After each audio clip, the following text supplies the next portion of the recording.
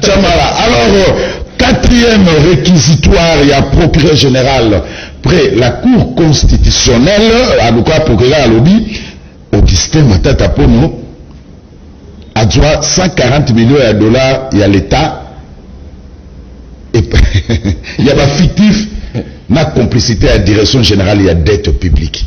Quatrième pénalty. Tout le bas, Matata Kubika, toi Kubika. Ndeko Matata Zamona na Nzambe. Depuis batinda ki réquisitoire wana, oui batinda ki ngolé nini. Soko tangi date réquisitoire est salemi le 24 juin. T'as la date malam, le 24 juin. Et le PGR a sali réquisitoire naïe a signé le 24 juin. Et c'est lui qui sa peuple. Le 24 juin, Sénat ils allaient en pleine session. Le 24 juin. Yangoana. Ils avaient tout au comité. Ils allaient PGR Yemoko, PGR Mokolo, un homme très intelligent, va déposer réquisitoire dans le Sénat Awa le 28 juin à 12h.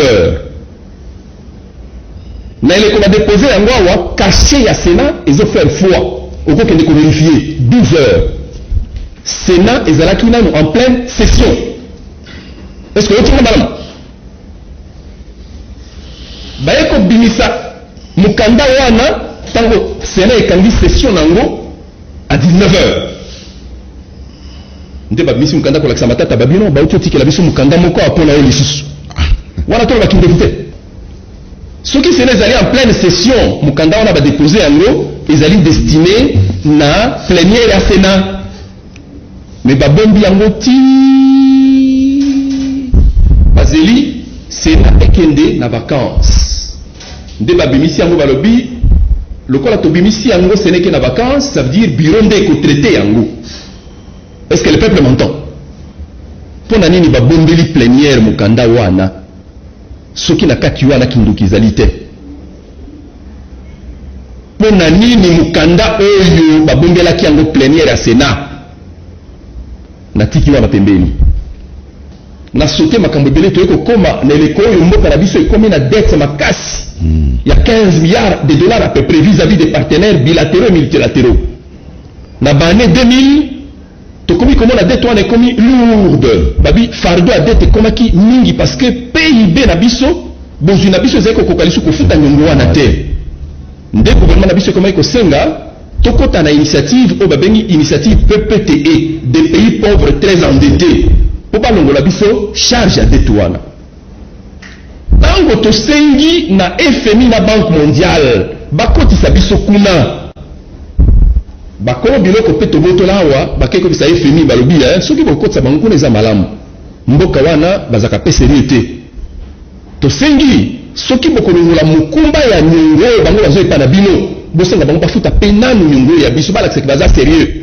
Ça veut dire ceux qui bakolongola bako effacer dette na biso biso pe sengeli to la que toza de bonne foi to futa nyonga batu to zoa sur les biens aïanisés des alaki conditions monaki ba ministre nyonso balekaki ya finance depuis 2000 Matungulu Mbuyamo le professeur a signé ba protocole d'accord na bakolo mosolo atako bakotanga yete pour matata ndaza ko gêner bango ba protocole d'accord les na OGDEP na DGDP mutombo kia makosa a signé ezali kuna na DGDP. Marco Mbanguli a signé ezali kuna na DGDP. Matenda Kielu a signé ezali na DGDP. Ndeko. Matata a signé ki kutute ezali vice na yende a signé ki. Metala batangi kombo na ye. Matata sala bango nini?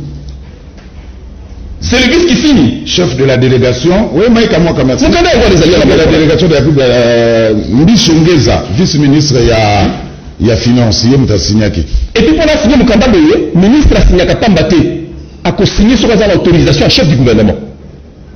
Et puis Mikanda nous sommes qui par protocole d'accord wana, batu ba préparer kango ezalaka batu ya DGDP, batu ya OGDEP, ba préparer ki dossier wana, matata signé te ndeko. Matata signé dossier wana te ezaliti ka kimaki, azaki na misala mususu.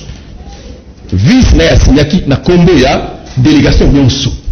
Mais Bamikanda ezalaka préparer nde na DGDP, amoni batu ya DGDP batomboki. Balu bango baza ba milité. Bazaka na pour fabriquer ba dossier te. Pour bango bayaka ba dossier liboso ya ba FMI na Banque mondiale. FMI na Banque mondiale nde bayebi bozindo ya nyongo oyo po bakolo nyongo bafunda biso kina na bamboka na bango sikoyo na bamboka wana bakamata badossier na bapesa mpe na bato FMI ntango bato FMI bayaka na mboka na biso bayaka na badossier wana baye kotuna bakokuta mpe bakopia badossier ezali awa mais soki déjà justice alobi que ça 40 000 ebimaki malgré baexplication zopesa c'est que baza na bapreuve non mais na conclusion na bango balobi yango tikala pesa yo explication comprendre mais sikawa lorsque les paiements interviennent au profit voilà des victimes premier ministre akokota kuna te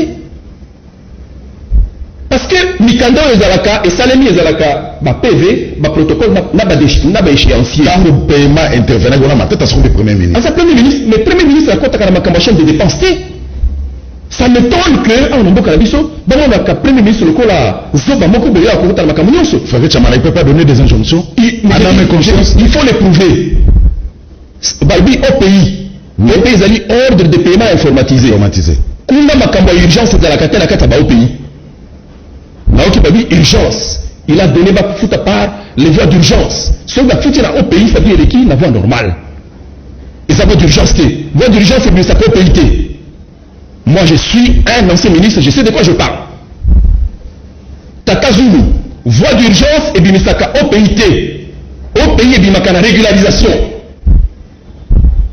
totika lokuta ndeko premier ministre Matata comme tous les autres premiers ministres bakotaka na makambo ya chaîne de dépense te na kati ya makambo ya nyongo oyo bato baengageaka dette eza bato ya service ya dette baengage eleki na budget eke na finance baordonne paiement ekosalema na compte ya bato oyo baza identifié comme étant des victimes bato wana ntanga mokanda na komona ntango négociation esalemi entre le gouvernement na biso badélégué ya FMI ya Banque mondiale ya BAD bazali BAD FMI Banque mondiale ndeko ça veut dire que bato wana bayaki mpona koavaliser banyongo ya bato oyo baza fictif vous voyez ce que nous faisons là eza normal non simplement ça ntango biso tofuti mosolo wana na bacompte ya bato Banque mondiale FMI na BAD bandimi balongoleli biso nyongo oyo ezaki monene à peu près 11 milliards de dollars balongoli yango tosepela awa na mboka na biso tolobi balongoleli biso na point d'achèvement ya initiative PPTE moto azali premier ministre lerwana ezali premier ministre Nzito